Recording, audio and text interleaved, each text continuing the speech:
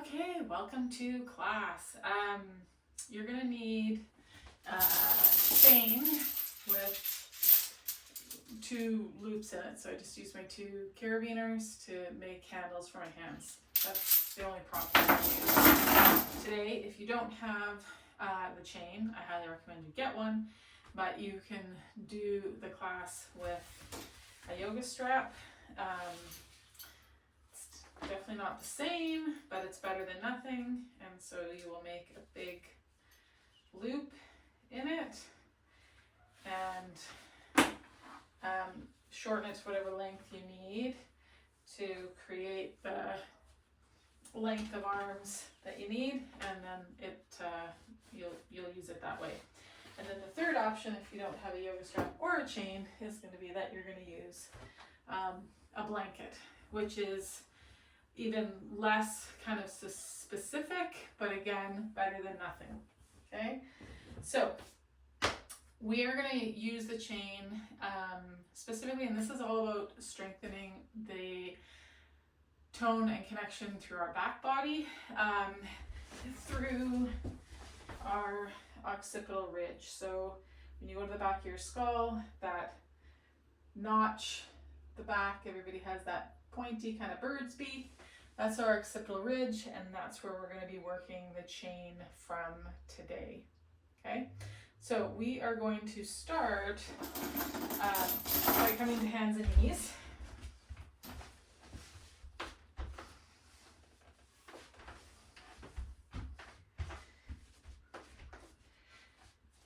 You can have the tops of the feet on the floor to start with. Hands will be slightly wider than what the knees will be. And then just take a second here to notice, the pressure through your wrists, pressure through your knees, kind of the sense of your spine and your head here. Okay, maybe do a couple of just cat cows. Notice the quality of the movement of your spine, where it kind of moves first and most and last and least. Okay, then we are going to tuck the toes under, rock weight back into that MTP joint, come back down, and we're going to think about being active through that MTP joint. Again, come into some cat cows. You might notice that quite naturally you've got like a bit more range, or a sense more of that range. Again, notice where you move first the most through your cat cow, and last and the least parts of your spine. Okay, having done that little bit of a check-in and just some of the spine, we're going to take our chain, and it's going to come and rest on that occipital ridge.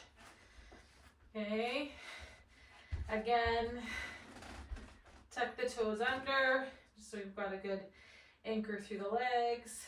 Okay, and again, we're going to move into some cat and cows. And obviously the way we move our head will be changed so that we don't drop the chain.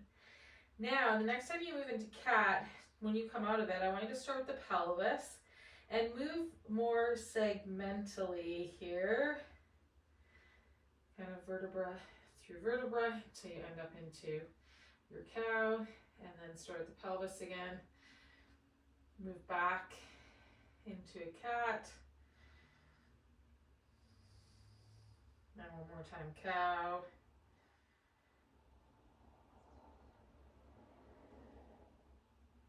and one more time cat.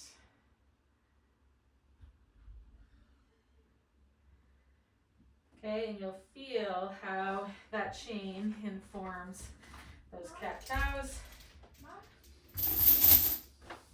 Now, I'm going to take that chain, and we're going to sit back on our heels so that we take the pelvis out of what we're doing here, okay? So again, starting with the bottom of the rib cage, or that bottom of the sternum, you're gonna start to come into your cow arch. Okay, maybe you put a hand on the back of the head, and then from the sternum you're gonna go back the other way, head bows. So we're just gonna move through those a couple of times. This next time, once we're arched, we're actually gonna turn. If I can do this with my glasses, you can. Then we're gonna switch the hand that's on the floor, bring the other hand onto that, and again moving from the bottom of the breastbone up to the top of the head. I'll just do a bit of an angle change here. So pressing back so that my hips weight back onto my heels.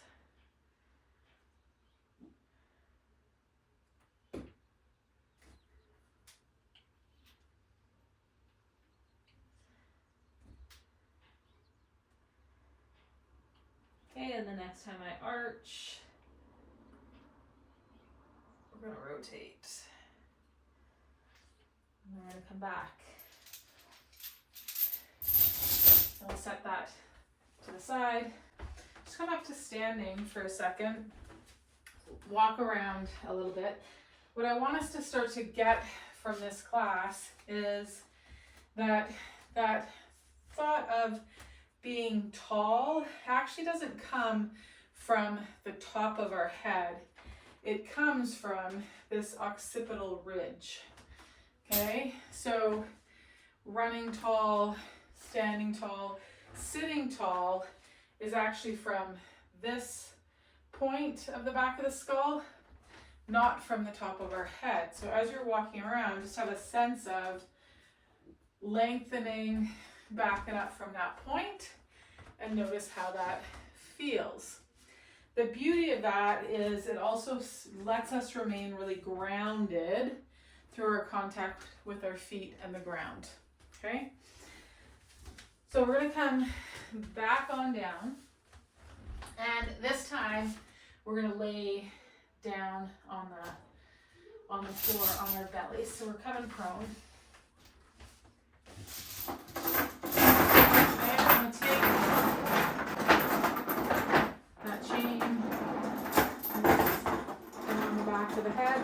I like to let the ends kind of lay out in front, and then we're just bringing the hands kind of under the shoulders. Elbows are reaching back towards the hips, and then from that point, that occipital ridge on the back of the head, and you could place a hand on it to kind of keep it there. I want you to start to peel up the head, but you're nodding and reaching from that point, and then we bow the head again. Okay, then you're going to nod and lift from that point. And we're only coming up so that our collarbones lift, but that our sternum doesn't start to lift up off the floor yet. So it's really just a roll of the head, a nod and a roll of the head. Okay? We're going to take that off and just take a rest there for a second. 3 breaths with the head turned one direction.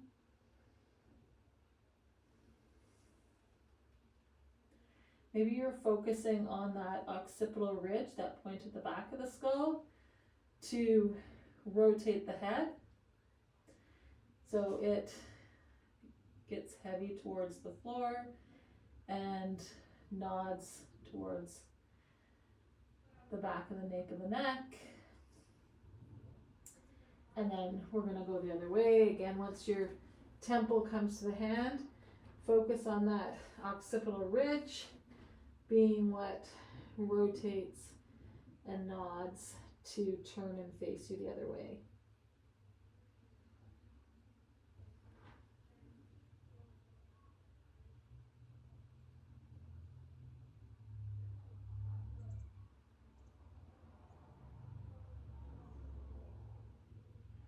with each breath, just focusing on that nodding and turning of the occipital ridge, that little beak on the back of our head.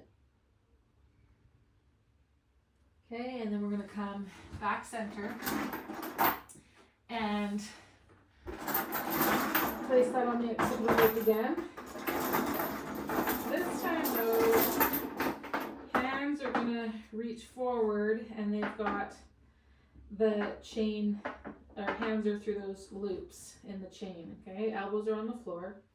And we're again going to work that head nod and up, but the hands are going to come with us. We don't have to roll up super far, but we are going to take collarbones and just the top half of the breastbone is going to come up with this one.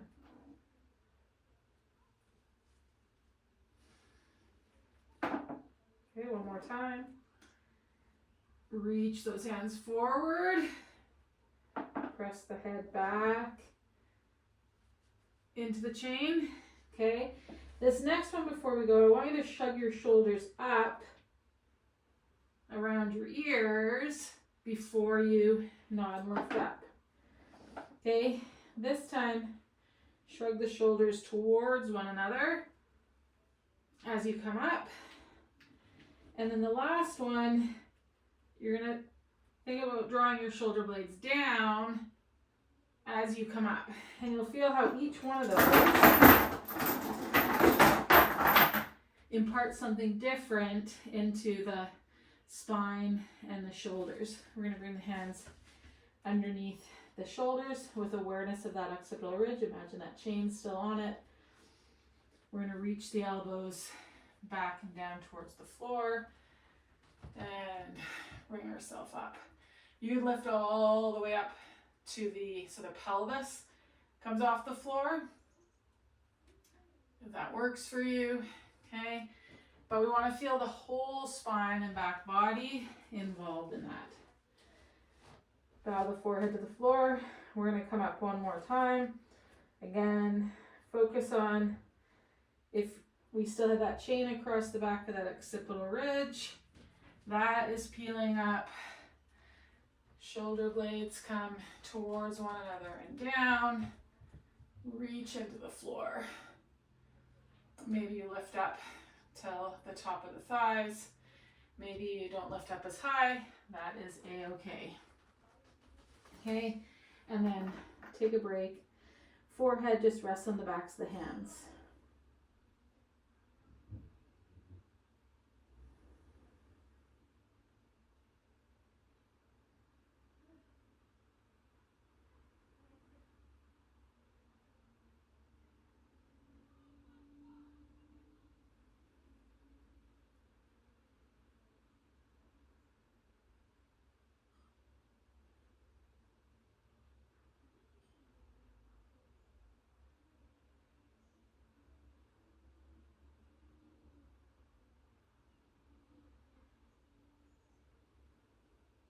Back body is likely feeling quite energized here. Okay, we are going to move from being prone and come on up to standing. Okay, bring your chain on up with you.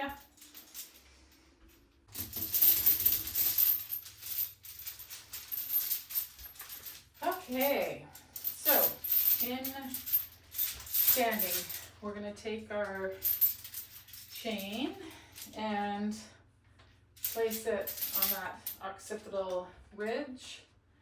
Palms are forward, kind of find that little beak, that little notch, okay? Some of us might be more kind of reaching out on a 45, some of us might be pushing more forward, but we want the head reaching back into the strap or into the chain, and just stand here. Have weight kind of be in the midfoot, but a sense of you being able to reach back and down through the heels while still having pressure in that midfoot. Occipital ridge reaches back, hands reach forward. Just take a couple of breaths here in this variation of Tadasana. Okay, maybe we stay rooted through that midfoot. And inhale, take our gaze up. And exhale, fold. Keep pressure back into that chain. It's going to help you keep movement being at that hip. Just come to like a jackknife position here. Okay, and then reach down through the heels, but don't squash the heel bone into the floor. Come back up to standing. Good, one more time. Inhale, take your gaze up. Exhale, fold. Watch that the weight in your feet doesn't have your toes gripping or grabbing. Okay, from here, we're gonna lower the hips. Heels will come up whenever they need to into this low squat. Keep pressure into the back of the head. Keep the toes from gripping. We're gonna stand up. Okay, take that chain down. Take a little bit of a break there. Shake out the arms. Walk around your space. Again, seeing if you can find this sense of length, regalness, uprightness through that occipital ridge. Okay? Back body should feel quite enlivened and energized. Okay? We're going to build onto that flow.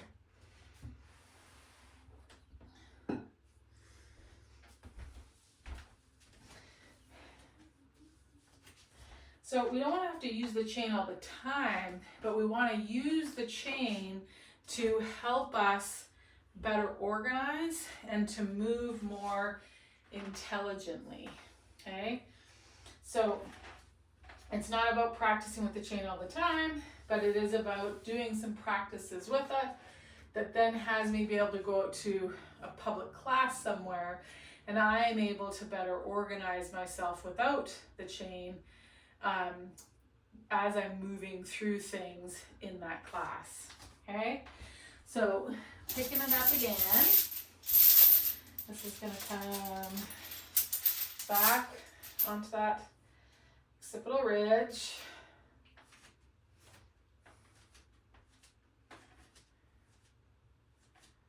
Okay, play with kind of the hand, the press, find the sweet spot for you, okay? And then again, find that Tadasana where we're kind of over the midfoot. We're going to inhale. Take our gaze up. Exhale, hinge. Make sure the heel can reach down without squishing the skin of the heel on the ground. Forward fold, jackknife. Press back into that chain. Inhale, lower the hips, let the heels rise up when they need to. Let the thighs yaw. Okay, we don't want to grip the toes. Now press up through the back of the skull, using that back body and the legs to bring us back up to standing. Good. Whew. Take a bit of a break. Shake those arms out. Okay, we're going to add on this time in that flow. So after that Malasana squat, when we come up, we're going to hold in a chair pose and then move into a warrior 3 and a half moon on our right leg as our stance leg. Then we'll take another break. We'll flow through the sequence again, this time on the left side, okay? So when we are ready, bring it back up to that occipital ridge. This is what happens when you're like class planning before the class, and then I'm like, my arms are like, blah, they're out of gas. Okay, so here we go. Find that Tadasana. Inhale.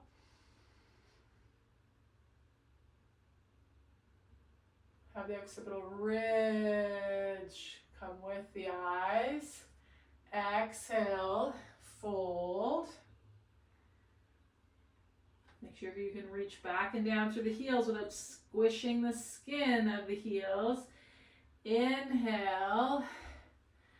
Don't grip with the toes. Exhale, press up just to chair pose. Good. Shift the weight onto the right. Long through the occipital ridge, out through that left heel. Good. Use the back of the skull and the chain. Press, press, press. Find yourself in half moon. And then step forward. Take a break. Okay. We're going to go through one more time on that side. Okay. Once we are in half moon, using that occipital ridge to organize us, we're going to pull through into a little bit of a tree with a bit more control this time, and then into Tadasana, and then we'll go through twice on the other side. Okay.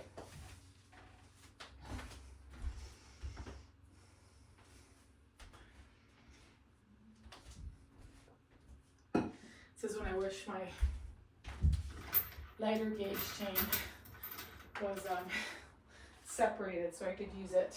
Now at this point I'm like, ah. Okay.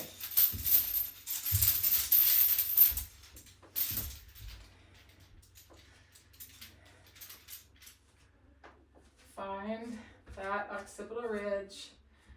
Good. Weight through the midfoot. Inhale. Exhale. Inhale. Watch that the toes don't grip. Let the thighs yaw. Press back into the skull. Press into the ground.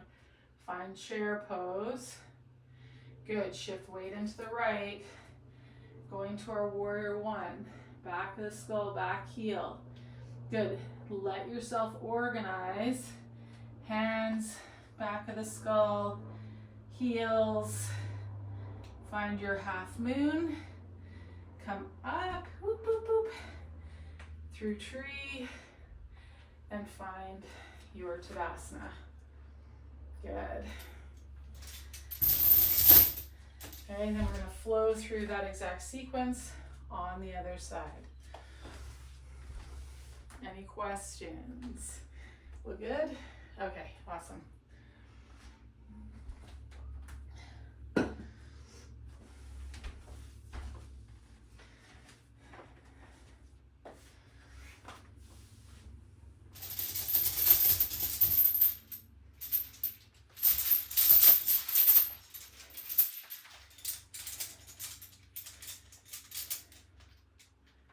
Okay. You know the drill, so we're finding our Tadasana, taking our gaze up with an inhale. Exhale. Jackknife forward fold. Make sure there's space at the back of the legs. Can reach down through the heels without squishing the heels. Okay, inhale, lower the hips, heels rise up when they need to. We don't want the toes to grip.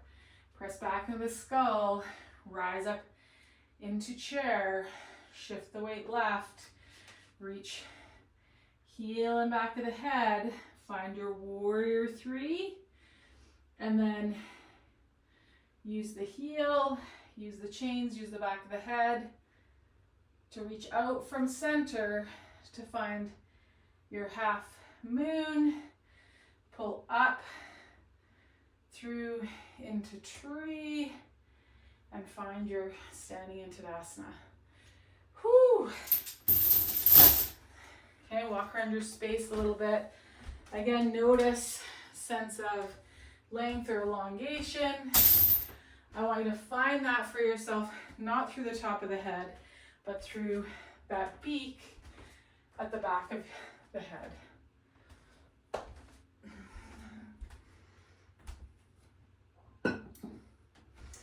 How we feeling? Awesome. Okay, so we're gonna go through again on that left side.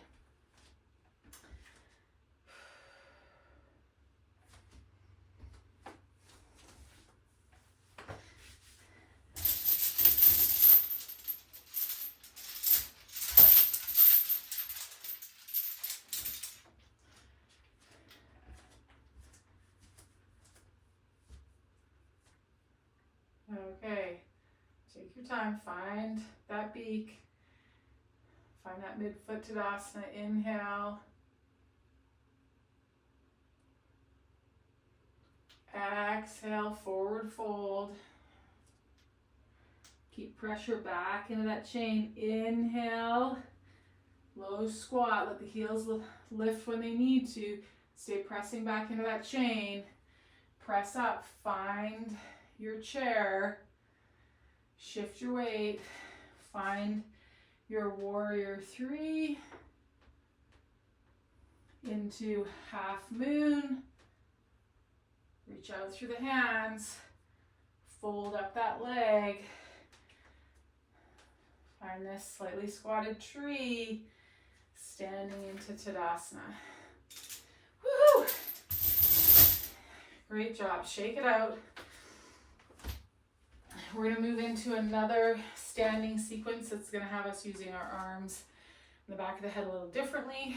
Lots of times in like warrior 2, extended side angle, triangle, those poses, when we don't move at the hips, we'll extend through the low back, and the back of the head can be a useful tool to influence the pelvis so that we actually do get the movement at the hips and rotation rather than lumbar extension.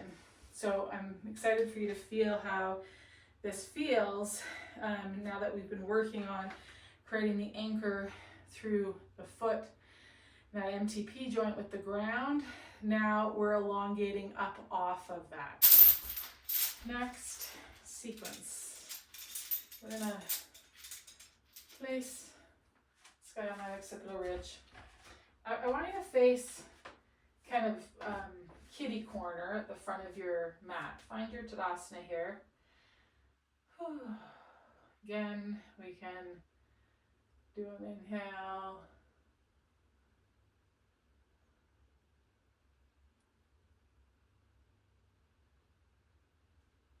Come back. I find this actually is a powerful exercise just in and of itself for people. As we get older, because I see a lot of people that go on holidays and they realize on holidays, because they're walking around looking at these sites. I registered probably 8 years ago and started working on that action of being able to dissociate my skull and my eyes from the rest of my body, because playing tennis, an overhead hit, I got totally discombobulated. Well, when people go on holidays, they all of a sudden realize they think their balance is terrible because they have to stop and hold on to something in order to look up. They find they get really dizzy and disoriented. So this just Tadasana with this chain this way and the dissociation of the head is super helpful. And so I find on my hikes, I actually am able to look around a lot, and it doesn't affect how anchored to the ground I am. My head doesn't pull me off of my feet, if you will. Okay, a little bit of a dog leg there. So, back of the skull, okay, find our Tadasana, inhale. Good, exhale, look center, little micro chair.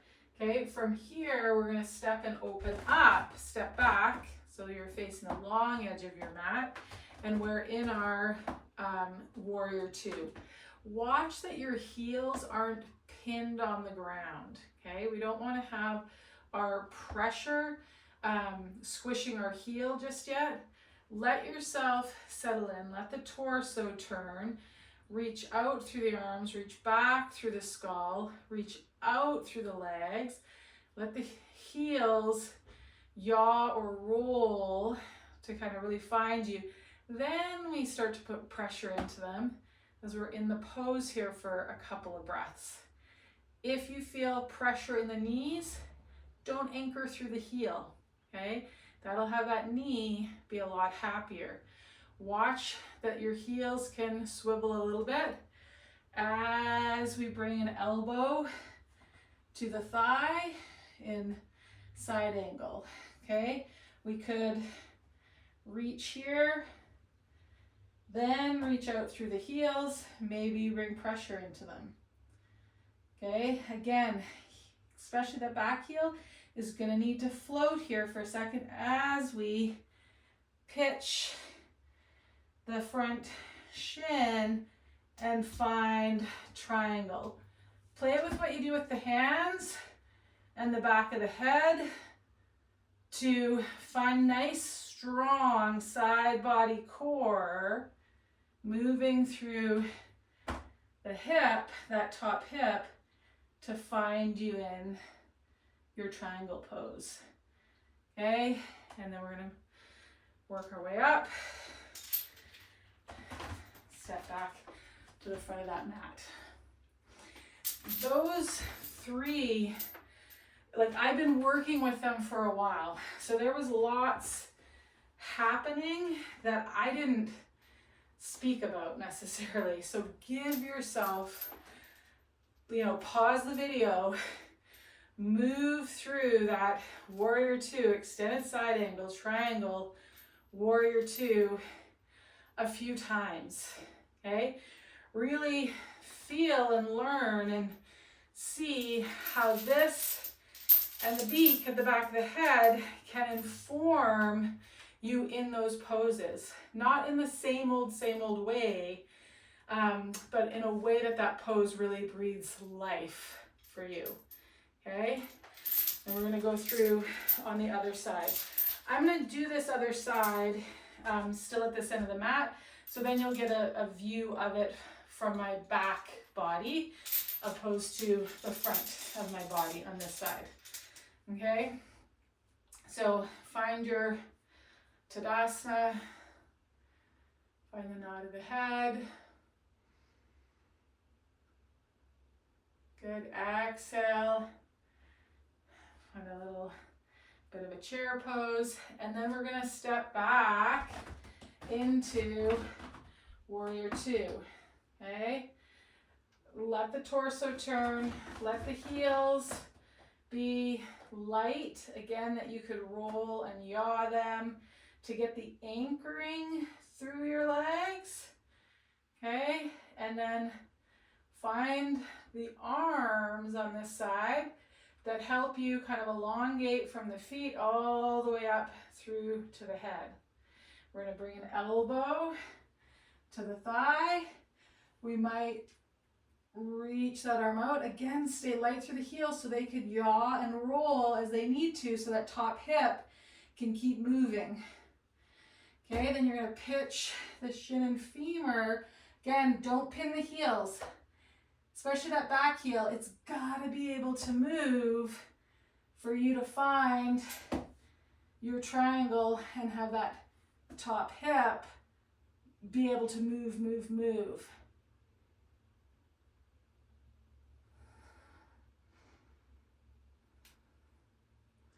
Okay, then that, find your warrior two, and come on up, toe heel, step back to the front of that mat.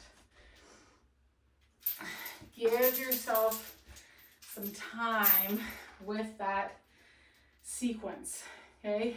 If you feel stuck in the hips, you gotta find the ability of the calcaneus to yaw and or roll, getting you pressure in that transverse arch, that it becomes the fulcrum point for you rather than locking out the heel and the ankle, and then your hip's the only one that can move, but it doesn't move because this stuff, it doesn't make space for it to move, okay?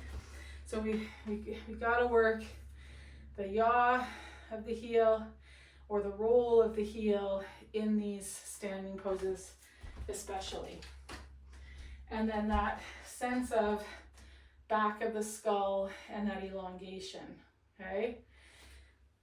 So we're gonna flow through without the chain, okay? Because ultimately we want this to just inform this. And as this gets better informed, then I don't need to, use the chain all the time. So we're gonna put those two sequences together. So at half moon tree, okay, we're gonna come down in that quarter turn and move through that standing sequence we just did, and then on the other side. Okay, and then we're gonna move down into a restorative posture and Shavasana. Sound good? Okay, awesome. Here we go. So, now without the chain, a tool that you could use also would be, say, a yoga block at the back of the head and then holding with the hands, or simply interlacing the back of the hands. And I put like the pointer fingers here at that occipital ridge. So I'm going to find Archidasana, inhale, exhale, forward fold, inhale, let the heels float when they need to, thighs yaw, exhale, push back into the hands, okay, shift the weight, find your warrior three, find your half moon.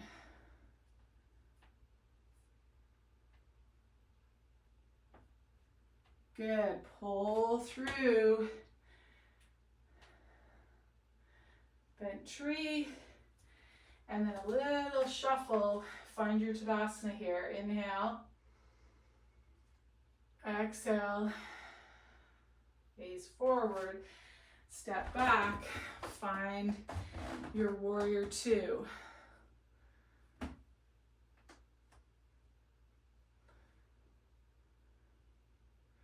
Good, elbow to the knee.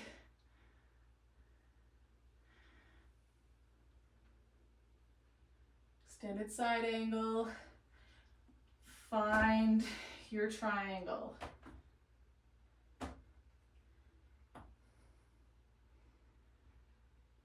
Good.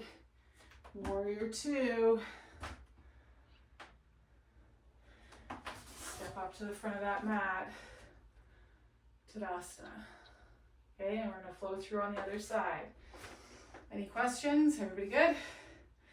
Okay, awesome. So if that hand on the back of the head or like a yoga block, because then I can use this yoga block prop if I need to, but really it's finding what has you kind of connect to that beak and be able to elongate without losing that groundedness and connectedness through the legs. Inhale, exhale, press through the back of the skull, find chair, shift weight into the left, warrior three, half moon, tree, whoop, little side step, Tadasana,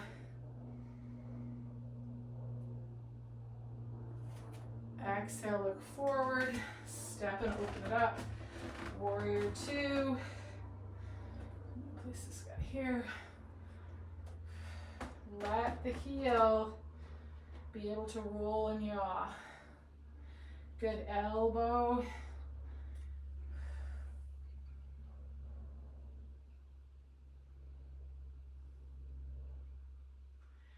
Let the heels be able to roll and yaw as you pitch that femur.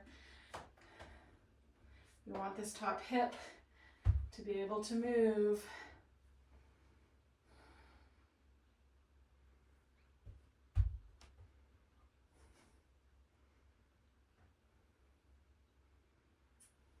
Warrior two. Back up to Tadasana.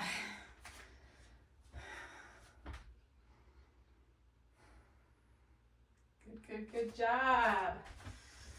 Okay, so hopefully that informed some things, you figured some stuff out. We're going to come to a restorative posture.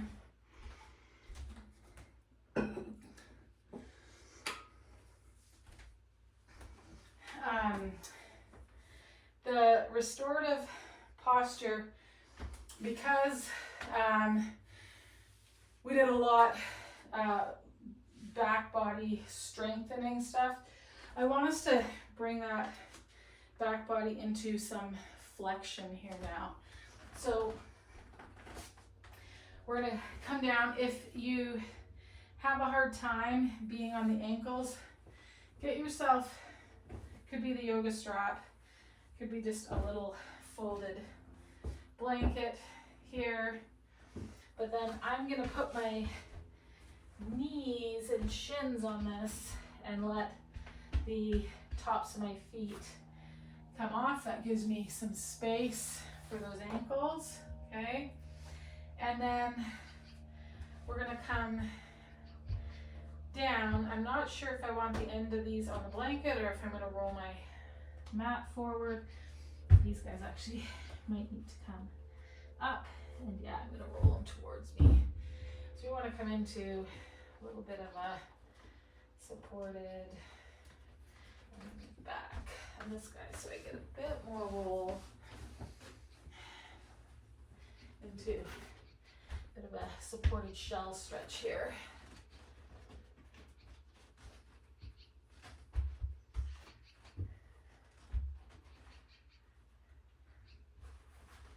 Okay, I'm going to roll this in a little more. Boop, boop.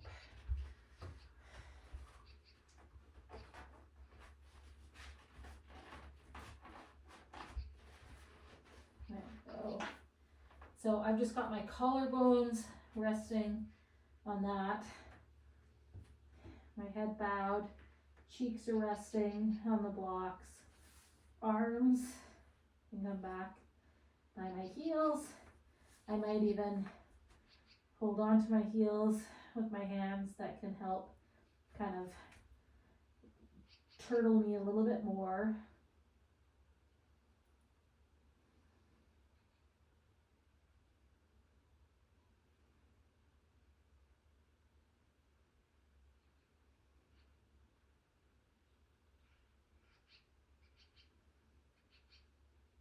I've got my thighs quite close together.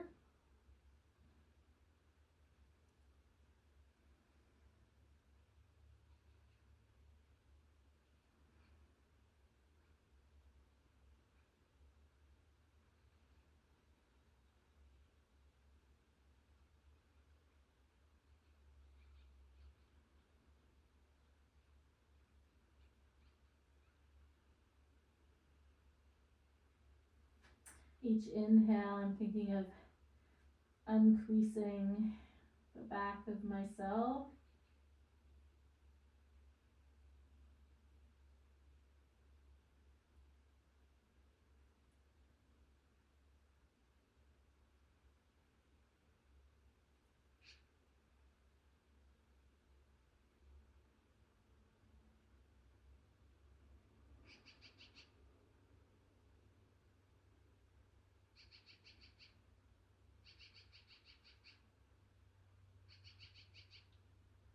With the next exhalation, unwrap the hands.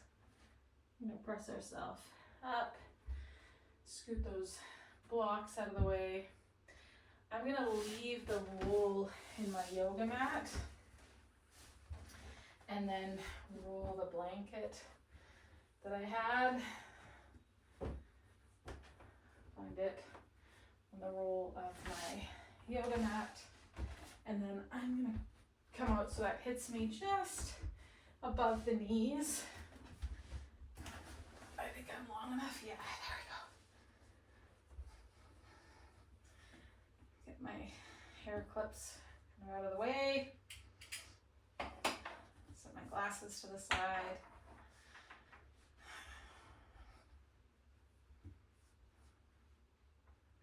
Settle into your final posture for today's practice. Shavasana.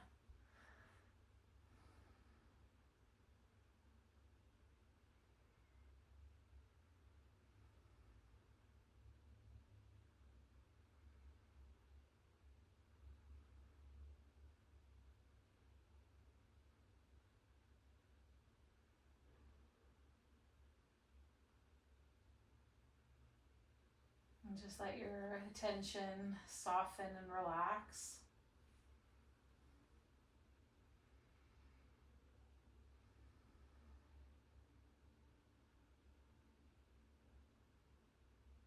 Let it diffuse out for maybe a specific thought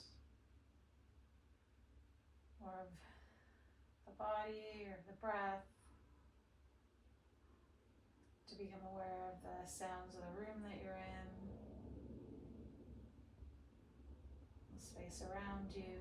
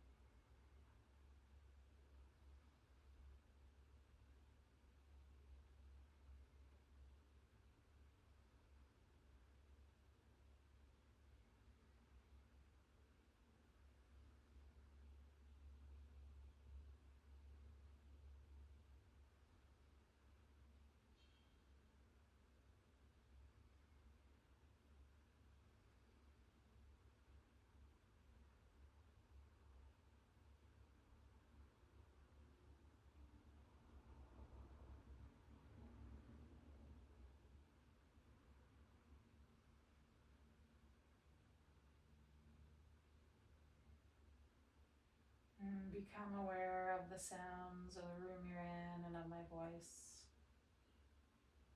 Of your in and your out breath.